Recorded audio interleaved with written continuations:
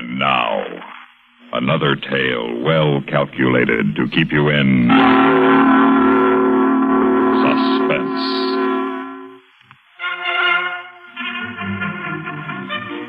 Fun Island Amusement Park, late one summer night. The smell of popcorn and franks, the music of the carousel, the thunder of the roller coaster, the steady sound of shots from the shooting gallery, the ceaseless call of the barkers along the midway, all the garish life and color of a carnival, and hiding behind them the shadows that haunt the lives of the Carney people, from the hunchback who peddles balloons to Danny King, the diving wonder of the world.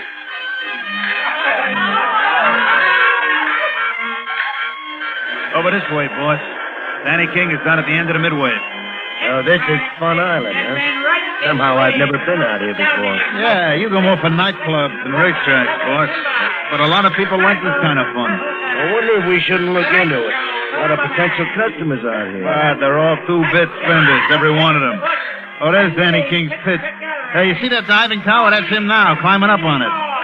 This is where Danny's been hiding out. No wonder we couldn't find him. Yeah. You know, if I hadn't seen his mug in that newspaper... Hey, we better hurry, boss. He's already up on the platform. You mean he's really going to dive from up there? He must be 60 feet up. 75.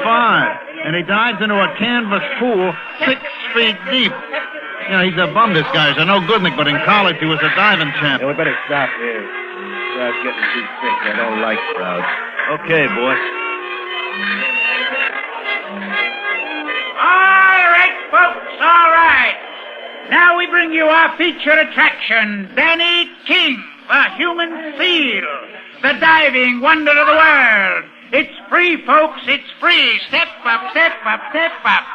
In just a moment, this daring young man you see standing far above your head is going to dive through flaming gasoline into 5 feet of water. Yes, folks, 5 feet of water.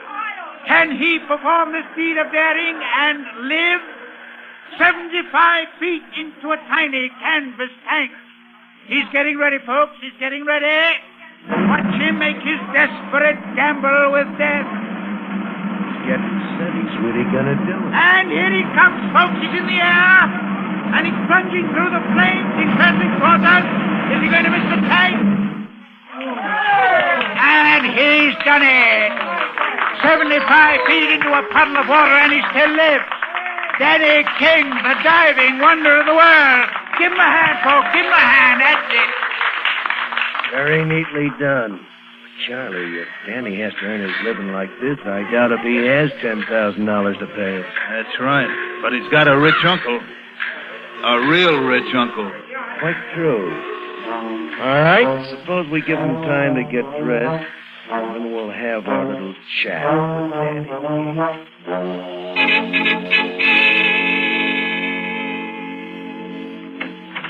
Hey, Danny, you dressed?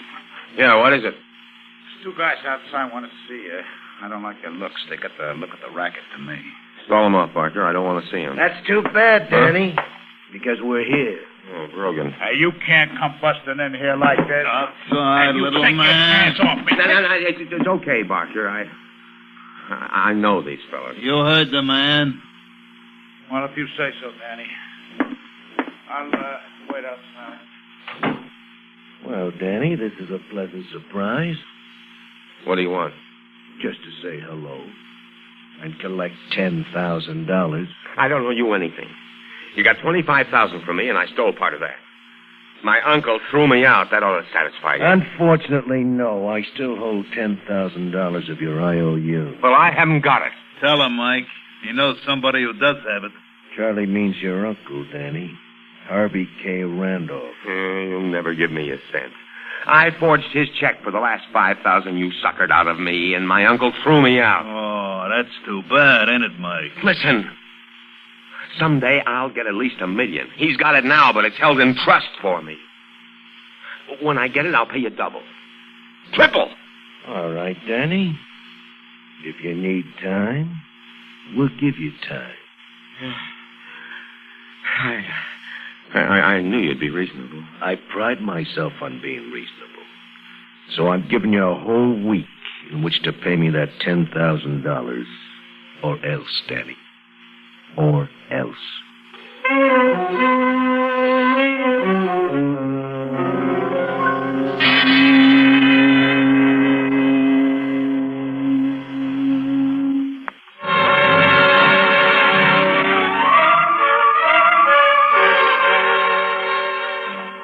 Not good, huh, Danny? They'll kill me, Bart.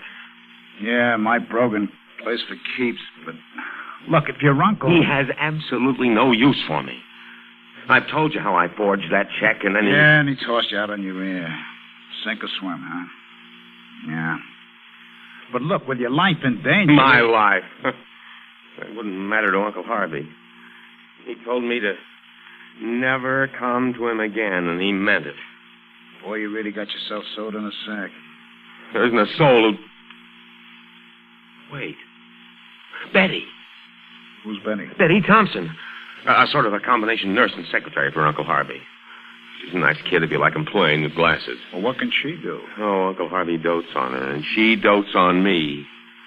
She's in love with me. Yeah, I know. I'll phone her. Make a date. She's around here? Yeah, I'm sure of it. Every summer, Uncle Harvey takes a suite at the Grand Beach Hotel. That's only a couple of miles up the beach from here, and... she might be followed.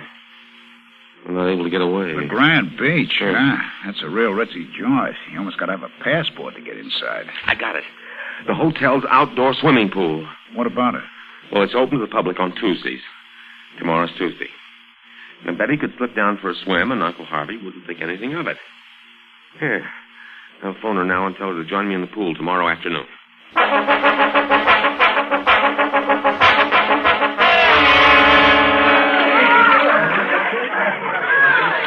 Betty! Danny! Oh, Danny! Pretend not to notice me. Just swim alongside me. Oh, Danny. I thought you were never coming. Well, I was delayed. Now listen. Okay.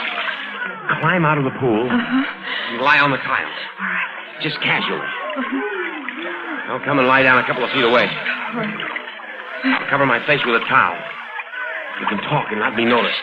Yes, Daddy. Anything you say. Go on, climb out now. All right. And don't look back at me.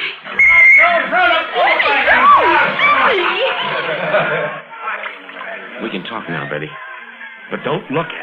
Oh, Danny, can't I even look at you after all this time? No, I don't want anyone even to suspect we've been in contact. Well, glad I'm here? Oh, you know I am. I've thought about you so much. You said you were going to write. Uncle Harvey wouldn't have liked it. But I love you. You're more important to me than he is. Oh, Danny, darling, where have you been? A lot of places. Right now, I'm making pretty good living.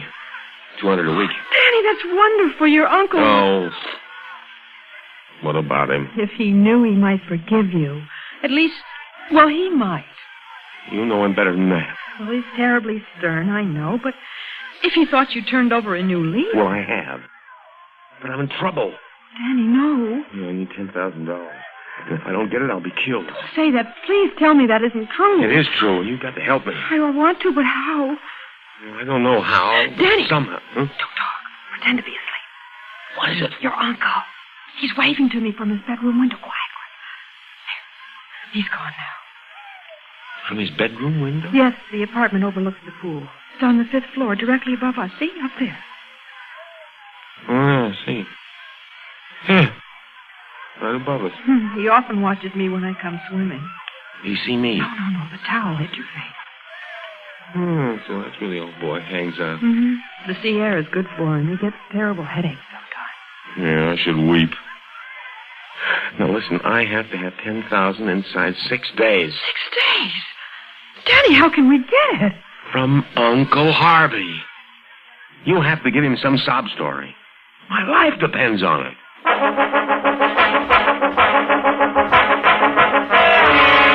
Elizabeth, you are not experienced in the art of lying. But, Mr. Randolph... This whole story about needing $10,000 to save your brother in San Francisco from jail, it's a complete fabrication now, isn't it? No, sir. Jack is desperate, and I'll pay it back out of my salary. Oh, please, my dear, your story's a lie.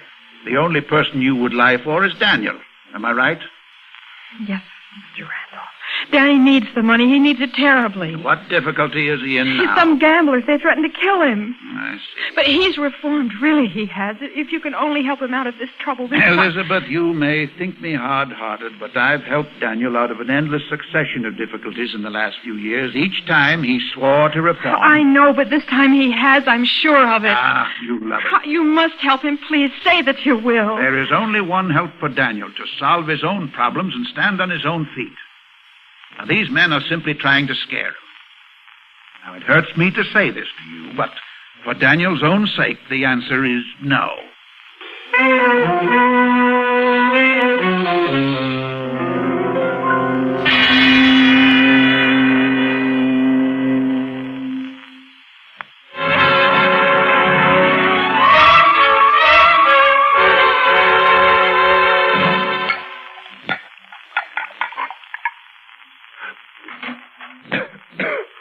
Who is it? Just me. Oh.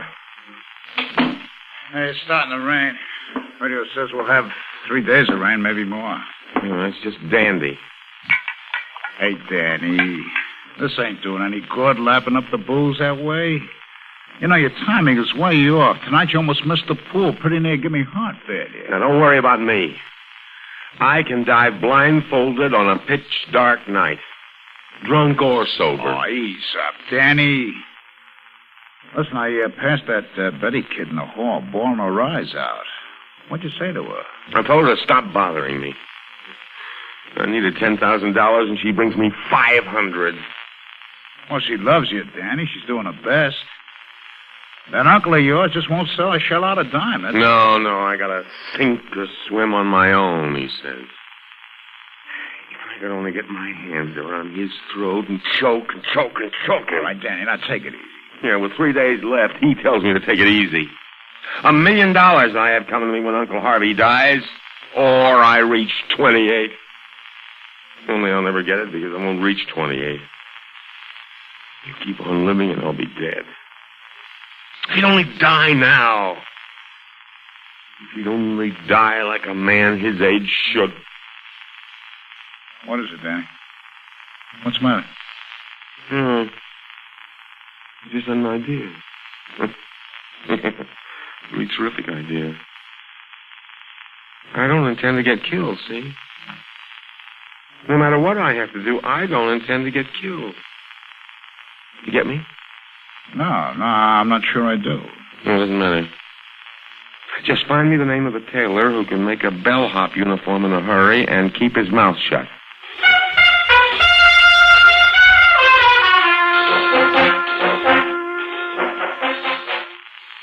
Oh, how do you like it, Barker?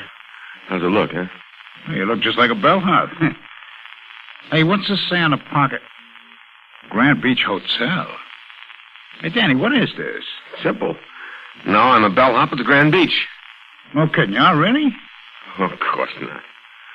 But I'm paying a call there tonight, and if anybody notices me, I'm just a bellhop. Nobody to look at twice. You gonna go see your uncle? Look, forget everything. Just don't ever spill a word of this. Oh, not me. I know how to keep my mouth shut. Hey, listen. Is that thunder? Yeah. The weather's getting worse. Rain for 2 more days anyway, the radio says. Perfect.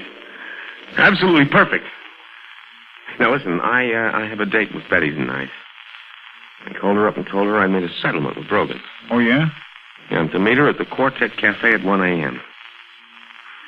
She thinks I'm going to ask her to marry me. I'll be a little late. You'll meet her and keep her there till I get there. Okay, if you say so. I'll be there at 10 after. Just keep her there.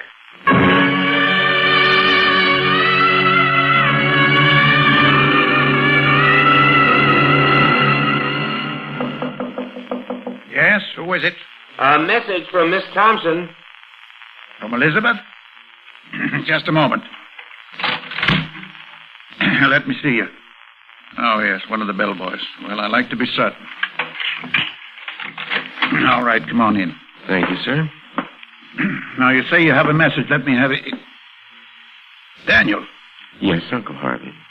What the devil are you doing in that bellboy outfit? I had to see you. I had to talk to you. Elizabeth already has pleaded your case, and the answer's no. Uncle Harvey, I need $10,000. They'll kill me if I don't pay it. You understand? They'll kill me, leave me lying in the gutter. Yeah, you'll like that, won't you? You always said I belong in the gutter. Please, Daniel, no melodramatics. Possibly someone is trying to scare you. And part of your growing up is to learn not to be so easily scared. I am scared of dying. For the last time, Uncle Harvey, will you let me have $10,000 of my own money to save my life? I'm sorry. I cannot go back on the principles that I live by. You'll have to die by them, too. Why, a gun. And loaded and silenced. Don't be a fool. Now, surely you know you can't kill me, if that's what you plan. I have $1 million coming to me, and I can only collect it now if you die. Well, I need it. So you're going to die, Uncle Harvey. Daniel, you are being absurd as well as melodramatic. You always had a low opinion of me. If you'd had more faith in me, maybe I'd have amounted to something. But did you ever think I'd get down to murder, huh? Daniel, you're out of your mind. If you harm me, all the motive will point to you. You'll be electrocuted. Oh, no. Because you're going to commit suicide. You're going to hang yourself with your dressing gown cord. No one will believe that. Oh, yes, you've had a lot of bad headaches. That's reason enough. Besides, they'll have to believe it. Even Betty. See, the door will be locked from the inside, and the chain will be in place, and the door will be bolted, proving you had to be alone so no one could possibly have killed you but yourself. How do you propose to manage that? When you know, Uncle, you'll be dead.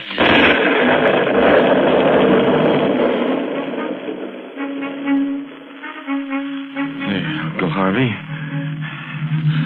How quietly you hang. Perfect model of a gentleman's suicide. The door. Locked and bolted on the inside. Chair under your feet. Kicked over to keep appearances. Oh, yes, your bedside clock.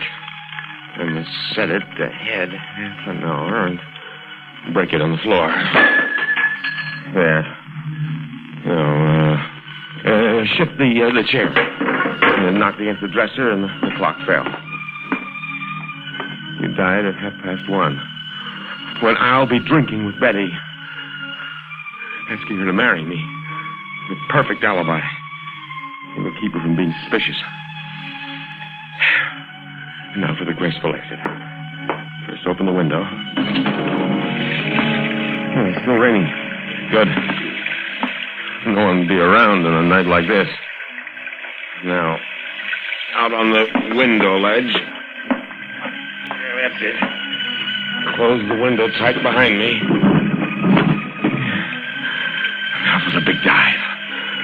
$1 million dive. The pool directly below me. I could see it then, about 15 feet out, 8 feet deep. It's child's play for Danny King, the diving wonder. Just a little push outward to clear the tiles. Nothing to it. And Uncle Harvey is left behind, dead in a locked room. And I'll go after the next flash of lightning. I'll shield my eyes so that he's thrown off balance. There. Goodbye, Uncle Harvey. $1 million.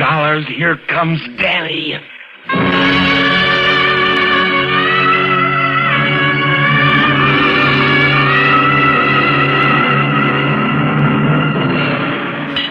Hey, Betty, you wear out that coffee cup. Oh, I'm still stirring it.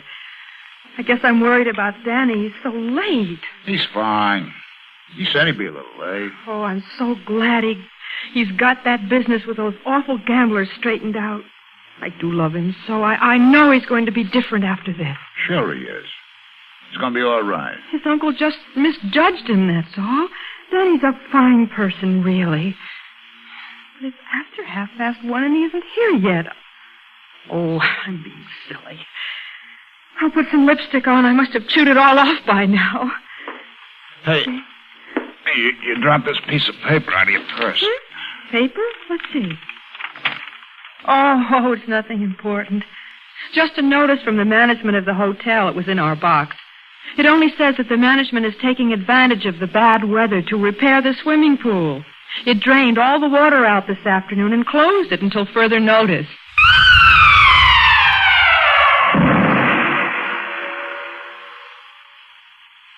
Suspense.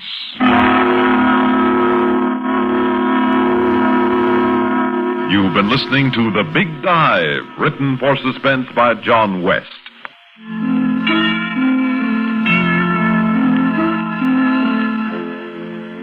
Heard in tonight's story were Leon Janney as Danny King, Rosemary Rice as Betty, Sam Gray as Mike Brogan, Mandel Kramer as Charlie, Ralph Bell as the Barker, and Bill Smith as Uncle Horace. Listen again next week when we return with Night Ferry to Paris by William N. Robeson. Another tale well calculated to keep you in suspense.